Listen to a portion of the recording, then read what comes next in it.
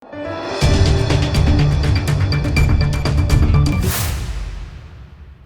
દર્શક મિત્રો, આપ જોઈ રહ્યા છો લોકમૈત્રી ન્યૂઝ. હું છું એન્કર અર્પિતા પટેલ. હવે જોઈએ અગત્યના સમાચાર.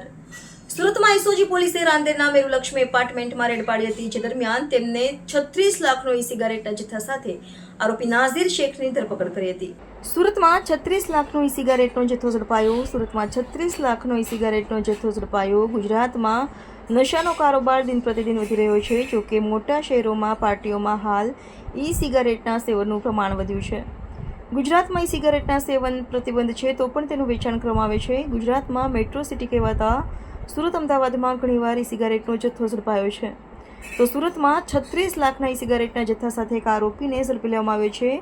મળતી માહિતી મુજબ સુરતમાંથી કુલ 36 લાખની કિંમતનો ઈ સિગારેટનો જથ્થો ઝડપી લેવામાં આવ્યો છે. એસઓજી પોલીસે રાંદેરના મેરુલક્ષ્મી એપાર્ટમેન્ટમાં રેડ પાડી હતી, જે દરમિયાન તેમણે 36 લાખનો ઈ સિગારેટના જથ્થા સાથે આરોપી નાઝીર શેખની ધરપકડ કરી હતી. તો પોલીસે આરોપી સામે તપાસ હાથ ધરી હતી, જે તપાસ દરમિયાન એસઓજી પોલીસને જાણવા મળ્યું કે આરોપી મુંબઈથી ઈ સિગારેટ લાવતો હતો, જે બાદ ઈ સિગારેટનું સુરતમાં વેચાણ કરતો હતો. તો સમગ્ર મામલે એસઓજી આરોપીને ઝડપી લઈને ધોરણસરની કાર્યવાહી હાથ ધરી છે.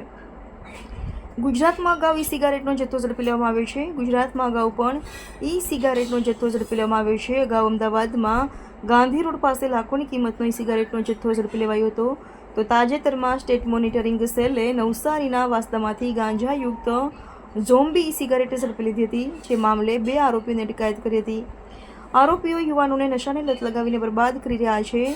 ગુજરાત સહિત સુરતમાં ઘણીવાર ડ્રગ્સ અને નશીલા પદાર્થો ઝડપાતા હોય છે, જેમાં આરોપીઓ કાયદાનો ડર ન હોય તેમ બેફામ વેચાણ કરતા હોય છે. રિપોર્ટર સુનિલ ગાંજાવાલા, સુરત.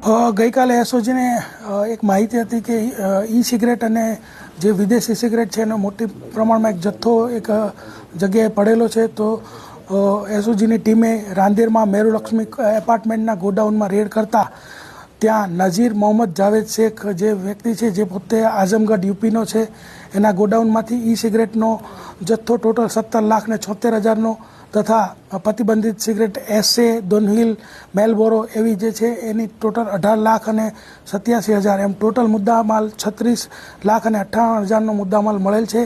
એને જપ્ત કરેલ છે અને ઈ સિગારેટ એક્ટ 4, 5, 7, 8 તથા ટોબેકો એક્ટની 7, 8, 9, 20 કલમો અન્વયે ગુનો દાખલ કરવામાં આવેલ છે. લોકમૈત્રી ન્યૂઝ સાથે જોડાયેલા રહેવા અમારા યુટ્યુબ ચેનલને સબસ્ક્રાઇબ કરી ફેસબુક અને ઇન્સ્ટાગ્રામ પેજને લાઇક અને શેર કરો.